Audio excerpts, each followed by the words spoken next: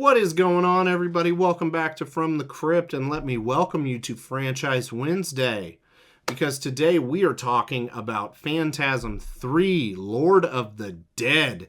This was directed by Don Coscarelli and was released in 1994. Wow, we're moving pretty quick. Okay. Spoiler warning is in effect. Spoilers will be discussed. Very in-depth. Actually, I don't know. Probably, kind of, I prefer to warn you, and then if I don't spoil anything, then you're like, that guy's an idiot. But I didn't ruin anything for you. So, super quick plot synopsis. Mike and Reggie are still going after the tall man after narrowly escaping him previously. So, who is in this movie? We have got Reggie Bannister as Reggie, A. Michael Baldwin as Mike, Angus Scrimm, R.I.P., as the tall man. So, what is good about Phantasm 3? Reggie, he's still alive, and he's ready to slay the poon. Word for word, that's what I have written. I did like seeing the much more twisted version of Home Alone. I mean, what else is that kid? How else do you describe that kid? It's a fucked up Macaulay Culkin. That's how you describe that kid. One thing that I did really enjoy was the concept of Jody becoming a silver sphere, which it ends up being, I think, torched with a flamethrower, so then it kind of turns black. Looks cool. Way to differentiate him from all of the other silver spheres. But yeah, okay, so let's just move right into what's bad. Okay, right out of the gate, I did not like the fact that they killed Liz from 2. Right out of the gate, she was dead. Face was getting chomped on by one of the little guys. Her head was cut off. Something I can't remember 100%. She's dead. I remember that. Was not happy about that. I did like her character in 2. And whenever you kill a character off in a sequel, like right out of the gate like that, I don't know. It's just cheap and sucks. Recasting again. This is a weird one to complain about. But still, they recasted the original Mike and got rid of the Mike, like, make up your damn mind, man. Like, come on. Like I said, it's a weird thing to complain about considering it went back to the OG, but still, recasting sucks. It like, unless if the person unfortunately passes, you should never recast. Recast sucks. Cast your one, stick with it. Okay, another thing, because of the way that the second one ends and the third one begins, I started to ponder if the tall man isn't the real villain of the franchise. It is in fact continuity. Because Reggie throws the fucking quad in 2. As I said in my last review that I would be mentioning it again, guess what? I'm mentioning it right now. How is the fucking quad outside of the wrecked hearse? Does not make a fucking lick of sense at all. Oh, yep, another negative. As much as I love the Hemikuda, why is it different every frickin' time? You have to do better to maintain the continuity. Okay, one character complaint. I don't even remember this chick's name. It's how forgettable and how little this character was used in this movie. But she was with Rocky in the mausoleum. And the spheres are coming. And she literally had like an Austin Powers amount of time to get out of the way of the sphere. Or to, I don't know, get a weapon.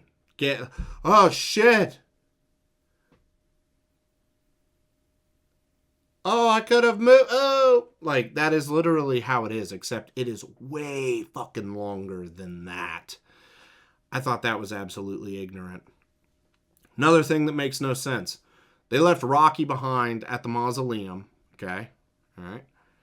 And then they took off in the car. Reggie and fucking Home Alone. And then Rocky was ahead of them. Didn't say Rocky had like a vehicle or anything like that. I don't remember. I guess she could have been sitting next to something, but I'm pretty sure she was just sitting next to the road. Thought that was ignorant. Okay, the hotel scene. Firstly, Reggie's talks the kid into staying into the car. It's cringe. Like, it is funny. Do not get me wrong. I laughed. But I was like, oh, man. This is bad. This is, like, cheap humor. And the dialogue between Reggie and Rocky in the hotel room was so goddamn bad and just awful. It was entertaining. Now, I am going to read 2 lines of the script, and you be the judge. Reggie, ever try vanilla? Just for reference, Rocky is a black woman in this movie. Rocky, dairy products give me gas. Oh, man. It's so bad. The dialogue is absolutely freaking awful, but Reggie's just too awesome. That's what I'll say. Also, question for any aficionados of Phantasm. Is this the first movie where they start calling them the Sentinels, or did I miss something in 1 and 2? Because honestly, the name, it's a Sentinel. I like it better than Silver Sphere, even though I probably will still just call it that, because that's what it was for 2 movies. Kills in this movie were extremely meh. Like, not anything to write home about. And yeah, as I already kind of stated, the continuity is just awful in these movies. And if it's part of the charm, I guess I'm just not getting it. If that's one thing you like about this, please comment it down below. We'll talk about it. This really did feel not like a horror movie at all. It felt like a sleazy action comedy. And that is very, very disappointing. Because when I'm watching a horror movie, I want horror. I don't want a goofy fucking horror movie. I want a scary, brutal, violent horror movie. Especially from like a bigger franchise. Last thing I'm going to say, the movie, it did have a smaller budget than 2, I believe, but it was like an astronomically bigger budget than the next 2 movies. But this movie does feel like a 90s straight to VHS horror sequel. And many of you will understand what I'm saying when I say that. Because a lot of those are just bad. Like, think about all the oh man, that's a franchise I could do. Ugh. Hellraiser. Some of them are good. Some of them are atrocious. No, like those straight to just VHS or DVD horror sequels, they are oftentimes like 9 times out of 10 just fucking trash. And this, unfortunately, does have some good spots, but man, it really does feel like one of those. So, rewatch by review.